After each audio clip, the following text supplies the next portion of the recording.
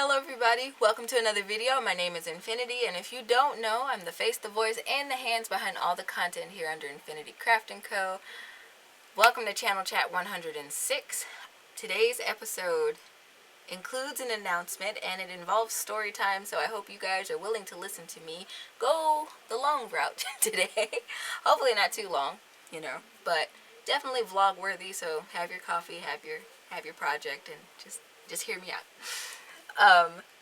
It's been busy here in the studio. I recently, like a couple weeks ago now I guess, got out of classes for the semester, so of course that meant the very next day I was over here doing stuff because that's what I prefer to do.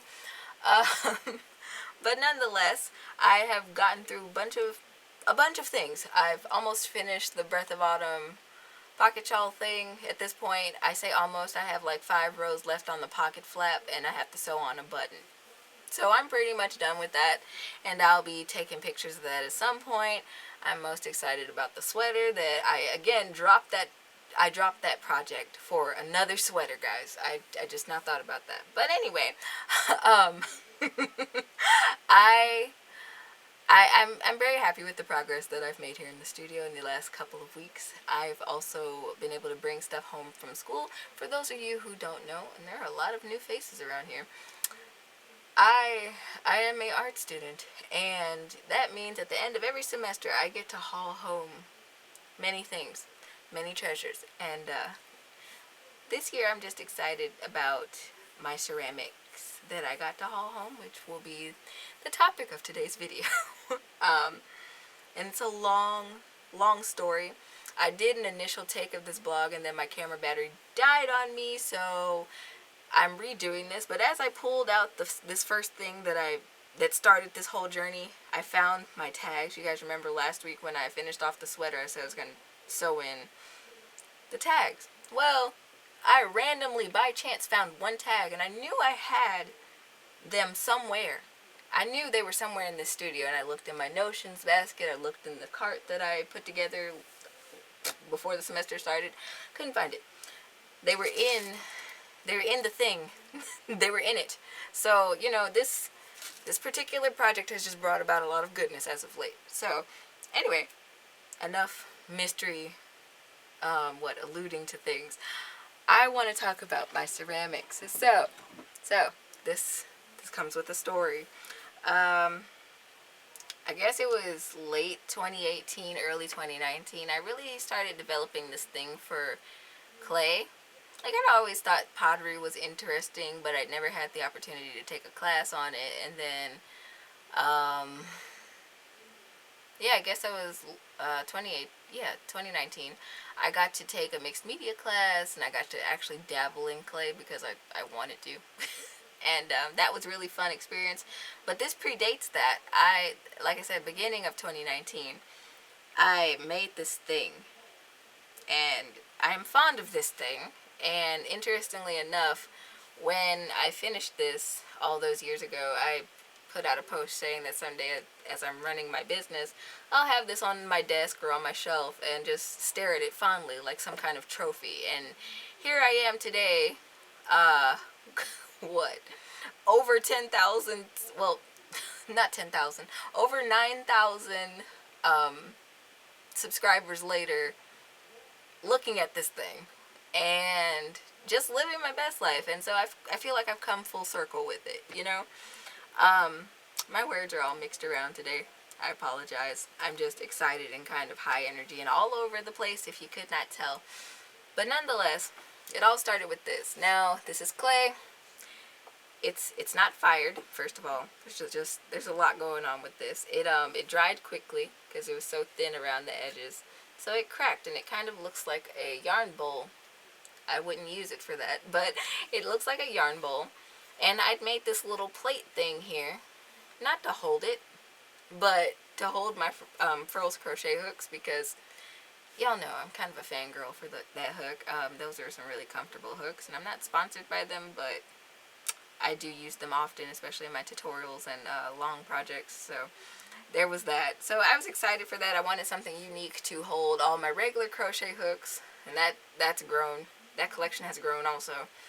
and I wanted something to display those. And so this is what I made way back when. And that last year inspired me to make something similar to it. And I don't know which one I want to show you guys first. But last year I took a ceramics class in the fall, and I kind of remade that. And I was like, ooh, I can make more of these because I kind of want to share them with my community. I don't know how they'll receive that. And this is, let me see, 2021. So yeah, this was kind of, yeah, after I launched the website and everything. So I was like, oh yeah, I have my own platform. I can list my own listings and stuff and not really have to worry about it. So I was making this whole game plan, and then everything got thrown off. And as you guys know, this year has not been the most fun year for me. It has been a hurricane, to put it lightly. But nonetheless, I made this one bowl that I currently use to house all of my crochet hooks. And interestingly enough, while I was taking product pictures of the new ones, I discovered that I have close to 150 of them, which probably isn't a lot to some people, but to me, I just didn't realize it because I never bothered to count these. But this one has like 10 or 11 holes on it.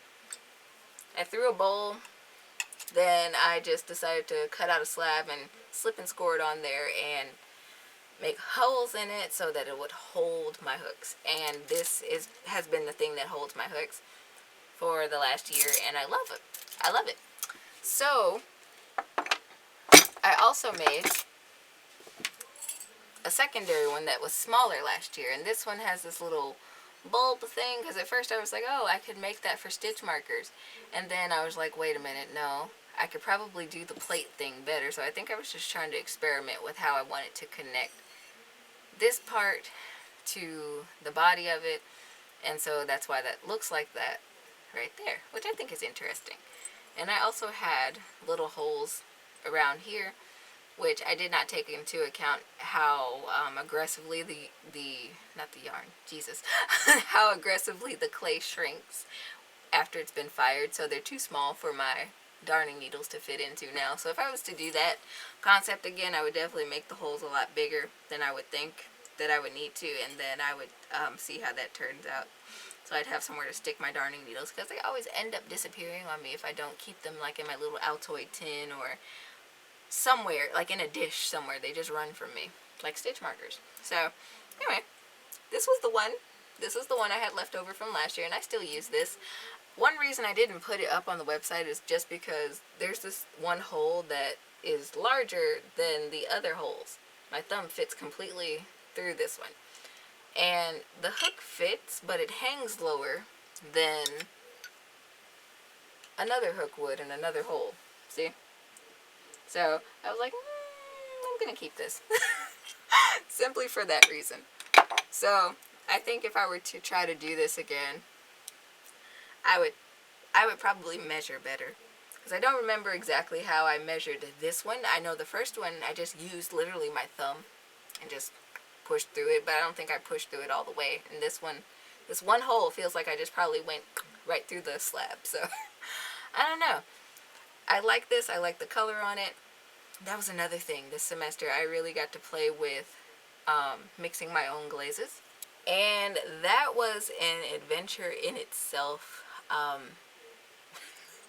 feel like I've seen this on a TV show before, but just, standing in a room and mixing up a bunch of weird powders together to get a bucket of powder, which then you add water to, and it's like, okay, this feels sketchy. But I had a lot of fun with that, and I made a special raku for,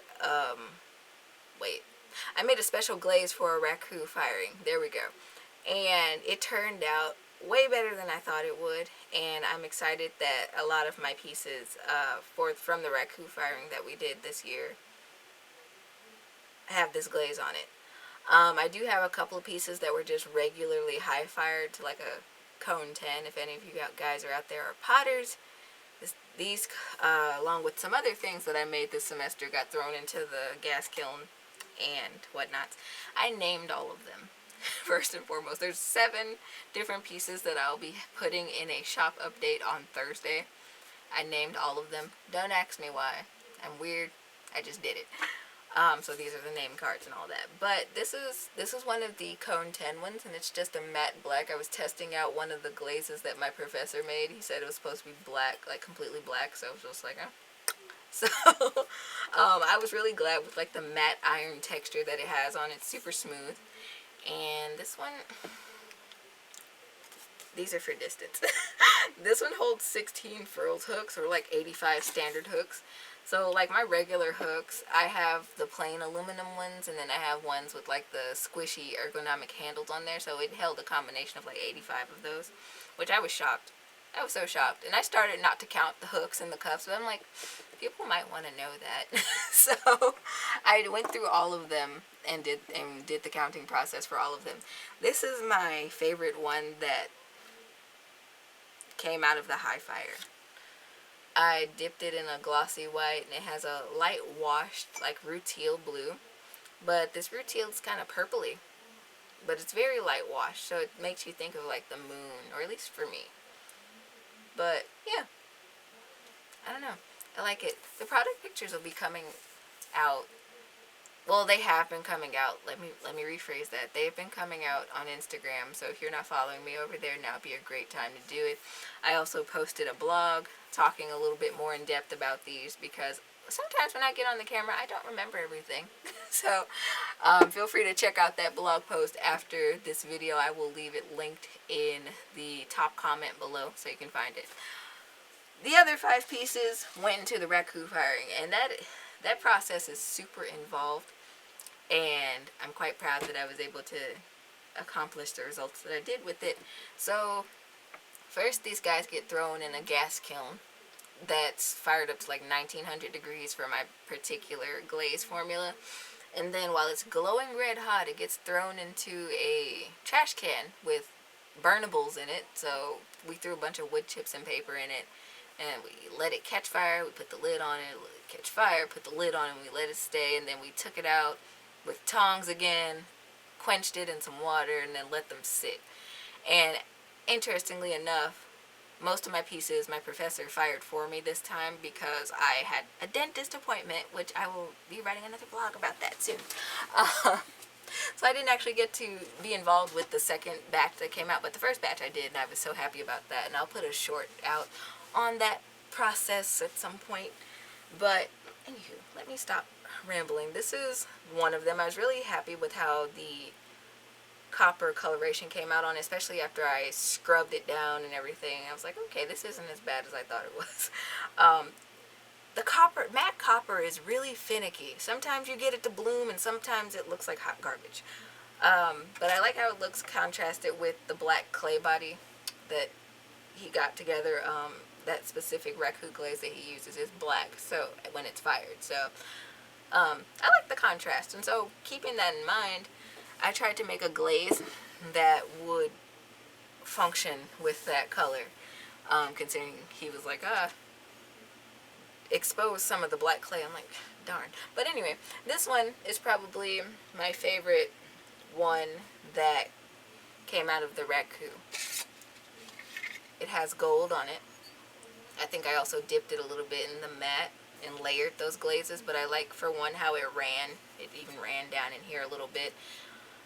This one holds 10 hooks, like 10 furls hooks, and then this one also holds 45 standard hooks. And then this little lip here, I actually played with the idea of having the stitch marker holder, and you'll see in the pictures that I put up that I was able to fill those up with that. And again, you're always concerned about raku coming out of the fire, because you're handling it, first of all, with tongs, so you don't know if your pieces are thin enough, too thin, and they're going to shatter when you pick them up. You don't know if the extreme temperature drop from the bucket to the water is going to shatter everything, so it's very involved. And I understand why people are like just very particular about their raku pieces when they put them out on the market. I understand, but I'm happy overall with these 7 pieces. This one was another good one. I was really happy that the red that was supposed to be in the glaze, that was supposed to bloom, I call them sunspots, it came out a little bit, like at the bottom. So I think that was a very nice touch to this. it's always kind of a crapshoot. You never know how it's going to come out of the fire, so I was excited about that. So that is my announcement, actually. So these will be released on Thursday. I'll be doing a shop update, as I, probably am up to midnight or 1 o'clock in the morning. I'll hit that release button. So keep an eye out if you're interested. I'll be putting up social media posts. If you follow me on any of those other platforms, keep an eye out. Don't want to miss these. There's a limited quantity. Like I said, I only have 7. If they do well, cool. I will make more in the spring. If not, then I'll just have pieces decorating my house that I don't need. Like, I really want to find them new homes. I don't have the storage space anymore for stuff. Right now I'm kind of going through all of my handmade accessories and whatnot, trying to determine which ones need new pictures, inventory recount kind of thing. So anywho, I'll be doing all kinds of fun stuff to the shop over the next couple of weeks, and I'm excited about those changes as well, but I will be talking about that much later. Anywho, I'm going to get off of here. I'm going to stop rambling, and until next time, guys, happy making.